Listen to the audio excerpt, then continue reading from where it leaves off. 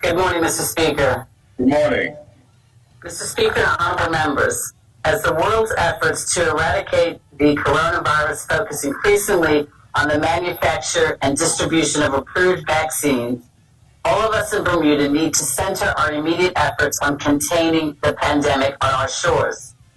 After a summer and fall of relatively few but expected new cases of COVID-19, and I say expected, Mr. Speaker, because as commercial flights resumed on the 1st of July, this presented opportunities for importation of the virus, and as such, we are now experiencing a distinct increase in positive cases on the island.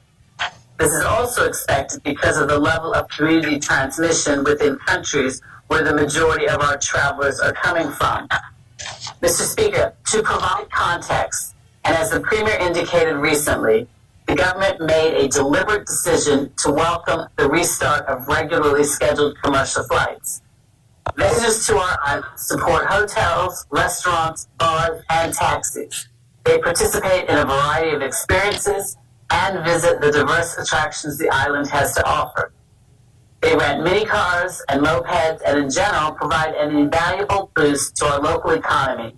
In short, Mr. Speaker, visitors support jobs.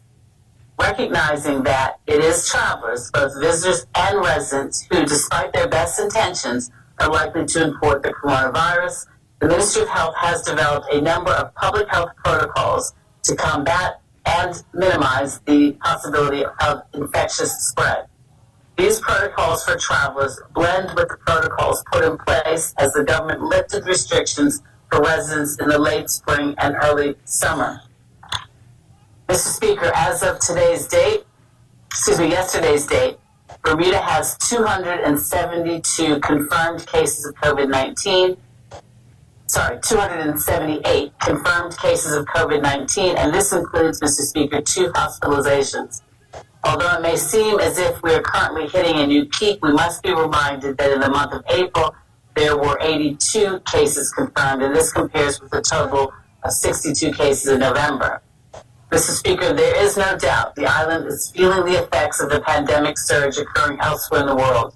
Our gateway cities are all suffering an increase in confirmed cases, hospitalizations, and sadly death. In turn, Bermuda is living through its own disruptive rise in positive cases. To safeguard the economic progress made despite enormous and ongoing challenges, the ministry has reviewed the public health protocols in place to determine what must be done to once again flatten the curve. Mr. Speaker, while our knowledge of the coronavirus, its investigation, care, and treatment is much improved compared with the spring, there is one fact that we will challenge our ability to cope as we go through the winter, and that one fact, Mr. Speaker, is that there is increasing evidence that the virus spreads through airborne transmission of small droplets and particles which are suspended in the air over longer distances and for more time than the initial large droplet transmission first associated with COVID-19. Combined with the most likely transmission happening through close contact with an infected person for a period of 15 minutes or more, it is clear that being indoors due to cooler temperatures, where the air circulates less and or more slowly, increases the risk of infection and spread of COVID-19.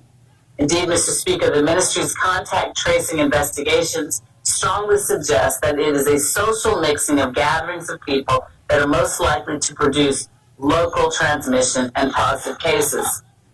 As such, the public health protocols developed and now under review aim to assist the community on how best to navigate the risk involved. This is a matter of personal responsibility for community benefit as the government strives to strike a balance between risk mitigation and the economic impact of taking precautions. Mr. Speaker, honorable members will be aware that one of the most important steps an individual can take to stop the spread is to simply wear a mask. As recently announced, the government has moved to introduce fines for persons not wearing a mask in accordance with the existing law.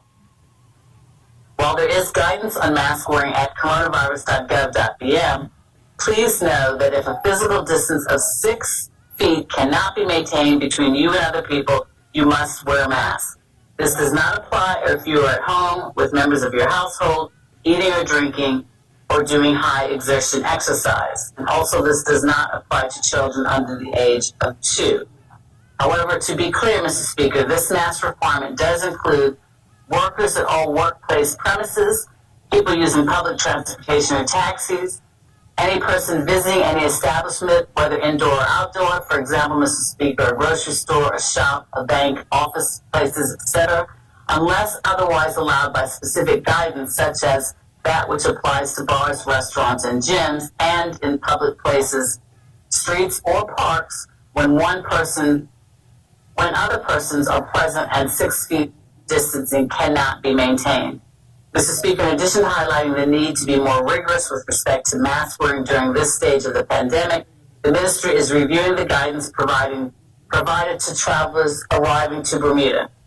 As I stated at the beginning, Mr. Speaker, air travel is the main way in which the coronavirus reaches our island. It is a situation that is particularly difficult to handle when a person is asymptomatic but infectious and they don't even know it.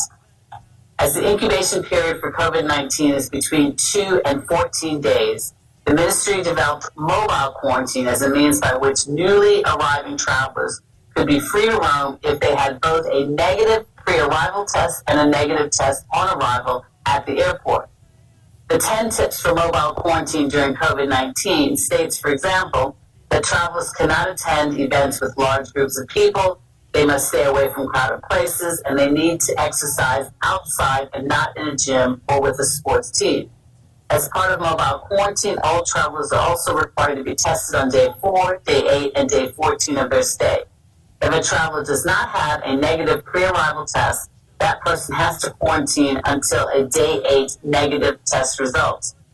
Mr. Speaker, there has been considerable confusion regarding the mobile quarantine procedures. There is uncertainty in the community in terms of what is and is not allowed.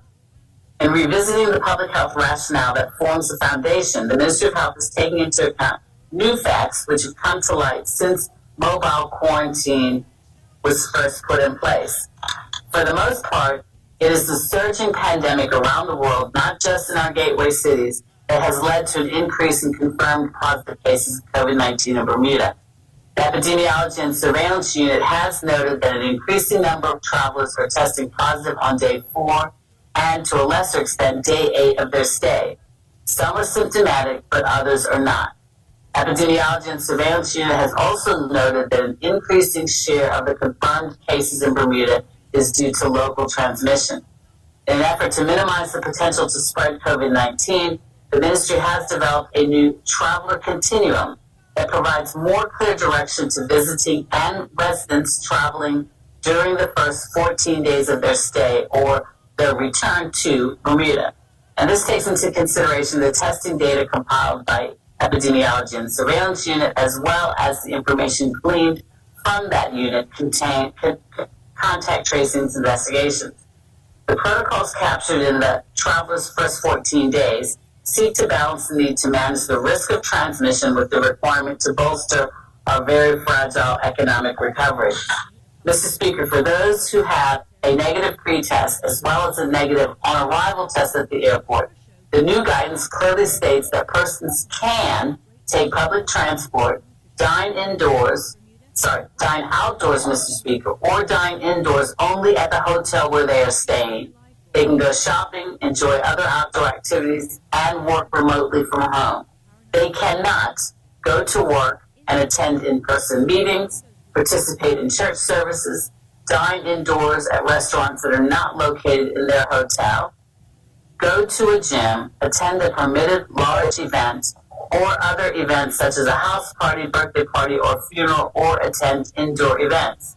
Generally, this is the requirements, Mr. Speaker. However, when those travelers have had a negative day 4 test result, they can dine indoors, attend permitted outdoor large events, but still cannot go to a gym or play a contact sport. For those travelers without a pre-arrival test, they are tested on arrival at the airport and must remain in quarantine until receiving a negative day 8 test result. After a negative day 8 test result, all travelers can go to work and attend meetings, go to school and daycare, enjoy the movies, and attend church services. A negative day 14 test result is required before any travelers can use a gym or play a contact sport. And for travelers, the testing regime of on arrival and then additional tests through a day 14 continues to apply. It is hoped the clarity now provided around what activities a traveler can engage in during the first 14 days of a stay on island is helpful. And the new guidance, which is entitled, again, Mr. Speaker, the traveler's first 14 days, will be available online at coronavirus.gov.bm later on today. Mr. Speaker, to assist in the identification of travelers, the government proposes to implement a traveler wristband to be worn by all those arriving on island until they test out on day 14 with a negative test result. The government is aware that not knowing who has traveled recently is causing some anxiety in the community. This can be allayed to a certain extent by requiring all travelers to wear the wristband. As each test day comes due, the testing team will check to ensure the traveler wristband has not been removed. This provides an easy way for businesses, for example, to know that it is a recent traveler who is patronizing their establishment. Mr. Speaker, a final change to our activities, which the government will put in place, is a reinstatement of earlier closing of bars and nightclubs from 2 p.m. back to midnight. As stated previously, social mixing is being identified through contact tracing investigations as a means by which COVID-19 transmission occurs. The purpose in reducing the hours of operation is to reduce the opportunity to engage in social mixing in a setting that can lead to a less robust adherence to public health protocols. Mr. Speaker, this government recognizes that this is a difficult pill to swallow at the festive time of the year. However, we will continue to work with our stakeholders and will reevaluate all of these more restrictive public health protocols early in the new year. Mr. Speaker, in closing, I would like to say this government is very aware of just how difficult it is to effect an economic recovery while still in the midst of a global pandemic. It forces us to put precautionary measures in place that impact us personally in our daily lives. More particularly, we know that these measures can be extremely challenging for businesses.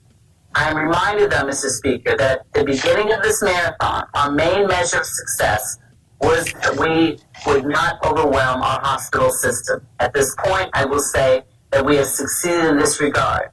Residents, frontline workers, ministry staff, third sector, local businesses, international business, all of us, we have worked hard and worked together in our fight against COVID-19.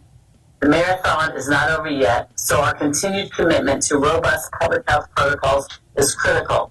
And again, Mr. Speaker, in closing, I'd like to thank the entire Bermuda community for its uneasy efforts in this matter. Thank you, Mr. Speaker.